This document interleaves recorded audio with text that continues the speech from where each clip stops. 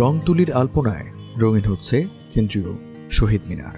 প্রতিবারের মতো এবারও এই কাজ করছেন ঢাকা বিশ্ববিদ্যালয়ের চারুকলা অনুষদের শিক্ষার্থীরা।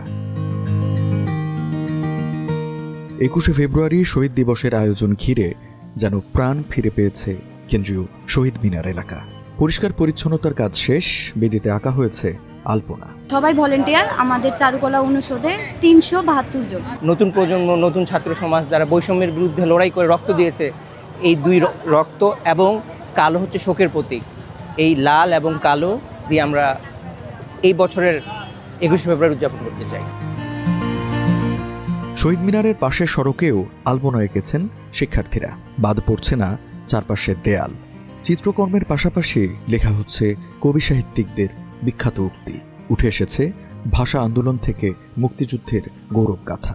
এই 25-এর যে আয়োজন, এটা একটা ভিন্ন মাত্রা, মানে ভিন্ন একটা দিন, ভিন্ন একটা সূর্য, যার কারণে এবারের যেটা মূল যে প্রতিপাদ্য ঠিক করা হয়েছে রাষ্ট্রীয়ভাবেই, যে 52-র চেতনা আর 24-এর যে প্রেরণা, এই প্রতিপাদ্যকে সামনে রেখে আমরা এই কর্মপন্থা আমরা সাজিয়েছি, এই সাজসজ্জাকরণ আমরা করছি।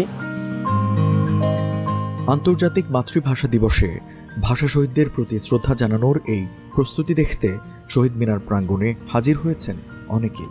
কেউ কেউ সঙ্গে এনেছেন সন্তানদেরও। আমাদের পরিবারের নতুন প্রজন্ম দুজনকে, আমরা 3 জনকে নিয়ে এসেছি।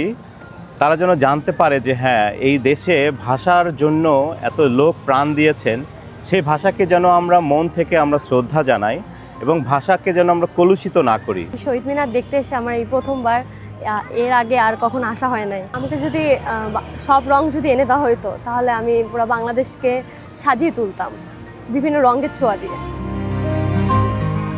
নিরাপত্তা ব্যবস্থা জোরদার করতে সিসি ক্যামেরার আওতায় আনা হয়েছে শহীদ মিনার এলাকা। বিশ্ববিদ্যালয়ের আইন অনুষদ প্রাঙ্গণে পুলিশ, র্যাব সহ আইন শৃঙ্খলা বাহিনীর কন্ট্রোল রুম, ফায়ার সার্ভিস ও প্রাথমিক চিকিৎসা ক্যাম্প স্থাপন করা হয়েছে। 21শে ফেব্রুয়ারির প্রথম প্রহরে শহীদ মিনারে শ্রদ্ধা জানাবেন রাষ্ট্রপতি ও প্রধান উপদেষ্টা।